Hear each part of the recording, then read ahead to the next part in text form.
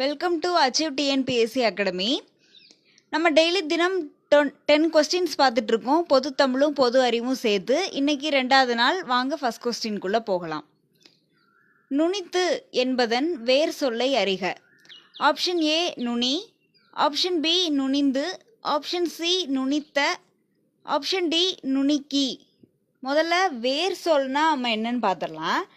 வேர் சொல்னா அடிச்சொல். இந்த சொல்லை அடிப்படையாக கொண்டு தான் வேற சொற்களை உருவாக்குவாங்க.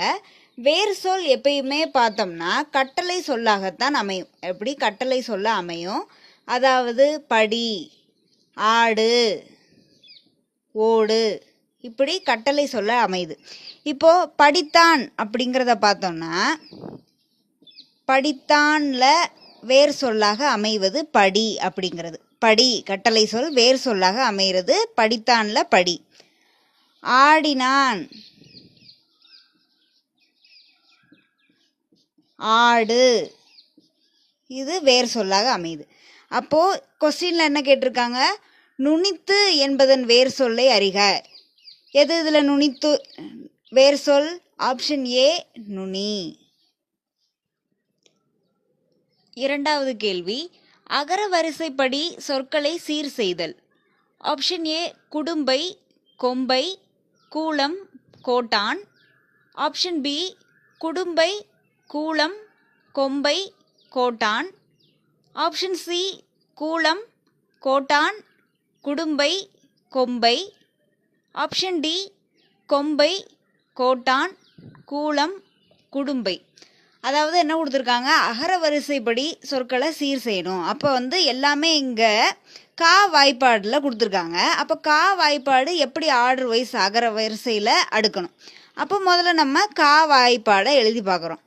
காக்கா, கீ கீ, கூ கூ, கே கே, கை, கோ கோ, கவ். இப்போ ஆப்ஷன் பி இங்கே கரெக்டு.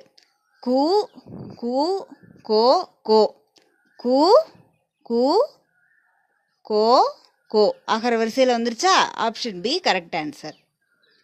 அடுத்த கேள்வி, சரியான இணைத்தொடரை தேர்வு செய்க. ஆப்ஷன் ஏ கல் குவியல், பழம் குலை, புல் கட்டு, ஆடு மந்தை.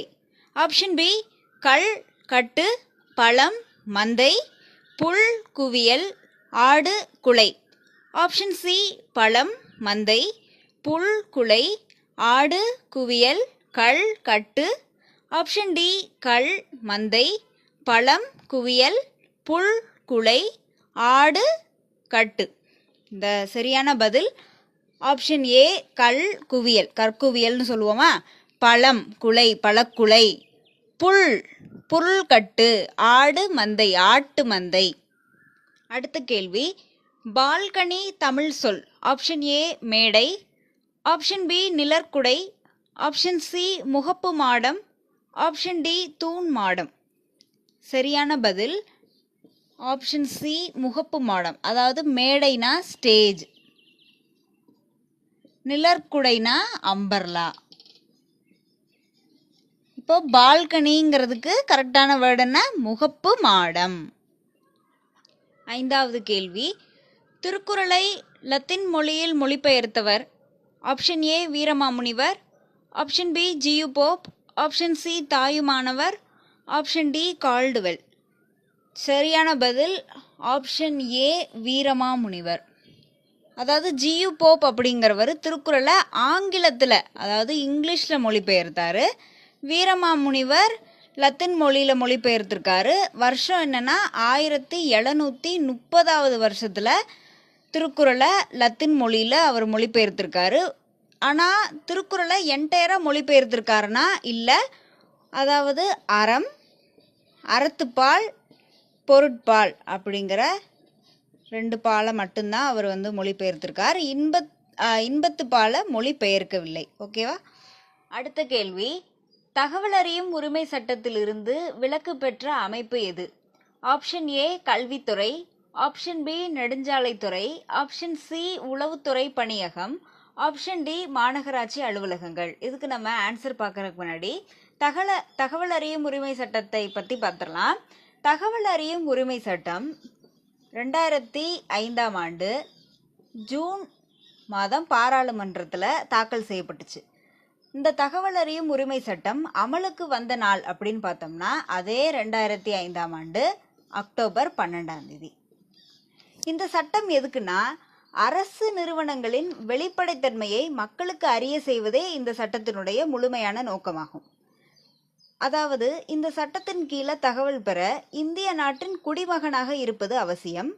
விண்ணப்பித்து எண்ணி 30 நாளுக்குள்ள வேண்டிய தகவல் கிடைச்சிரும். இப்போ கொஸ்டின்குள்ள போலாமா? தகவல் அறியும் உரிமை சட்டத்திலிருந்து விலக்கு பெற்ற அமைப்பு எது? ஆப்ஷன் ஏ கல்வித்துறை, ஆப்ஷன் பி நெடுஞ்சாலைத்துறை, ஆப்ஷன் சி உளவுத்துறை பணியகம், ஆப்ஷன் டி மாநகராட்சி அலுவலகங்கள். சரியான பதில் ஆப்ஷன் சி உளவுத்துறை பணியகம். அடுத்த கேள்வி, 1949 முத்துலட்சுமி அம்மையார் தொடங்கிய புற்றுநோய் நிவாரண மருத்துவமனைக்கு யார் அடிக்கல் நாட்டினார்? Option A Indira Gandhi, option B Nehru, option C Anna, option D MGR. இந்த கேள்வியுடைய விடையை பார்க்கறதுக்கு முன்னாடி முத்துலட்சுமி அம்மையார் அவங்க தமிழகத்தினுடைய முதல் மருத்துவர். முத்துலட்சுமி அம்மையார் அவர்கள் புற்றுநோய் நிவாரண மருத்துவமனை அப்படின்னு சொல்லிட்டு சென்னை அடையாறில் இந்த புற்றுநோய் நிவாரண மருத்துவமனையை திறந்தாங்க. இதை அடிக்கல் நாட்டினவர் ஆப்ஷன் பி நேரு. அப்புறம் முத்துலட்சுமி அம்மையார் அவங்களுடைய பிறந்த நாள் ஜூலை 30 தமிழகத்தில் நம்ம மருத்துவமனை தினமாக அனுசரிக்கிறோம். அடுத்த கேள்வி, பாதுஷா என்ற பட்டத்தை சூட்டி கொண்டவர் யார்?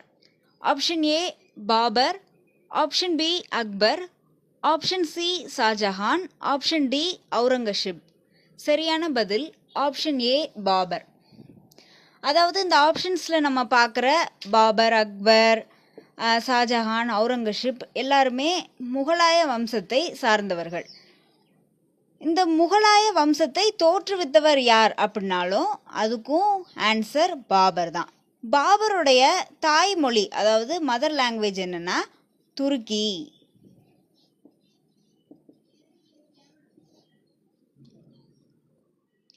அடுத்த கேள்வி, கருவில் உருவாகும் முதல் உறுப்பு? ஆப்ஷன் ஏ கண், ஆப்ஷன் பி மூளை, ஆப்ஷன் சி இதயம், ஆப்ஷன் டி பித்தப்பை.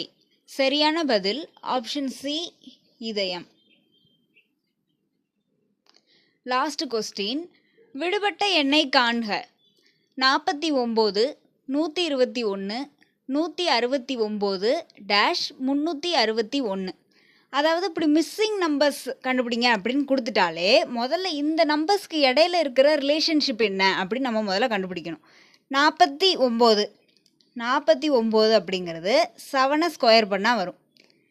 121 11 ஸ்கொயர் பண்ணால் கிடைக்கும். 169 13 ஸ்கொயர் பண்ணால் கிடைக்கும். அடுத்து ஒரு டேஷ் கொடுத்துருக்காங்க. 361 19 ஸ்கொயர் பண்ணால் கிடைக்கும். அப்போ 7, 11, 13, 19 இந்த நம்பர்ஸ்க்கு இடையில உள்ள ஒரு ஒற்றுமை என்ன? இது எல்லாமே ப்ரைம் நம்பர்ஸ், பகா எண்கள். அதாவது இங்கே 7 to 19 வரைக்கும் தான் இருக்கிறனால 1 to 25 வரைக்கும் உள்ள ப்ரைம் நம்பர்ஸை எடுத்துக்குவோம். 1 to 25 வரைக்கும் உள்ள ப்ரைம் நம்பர்ஸ் என்னென்ன?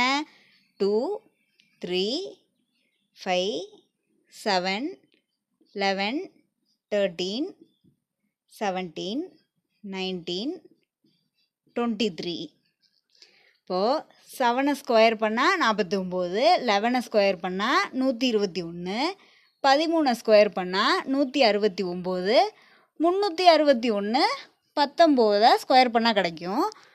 இப்போது 7, 11, 13, 19, 17 ஒரு ஸ்கொயர் நம்பர். அப்போது 17 ஸ்கொயர் பண்ணி பாருங்கள். Answer 289. Option B correct answer.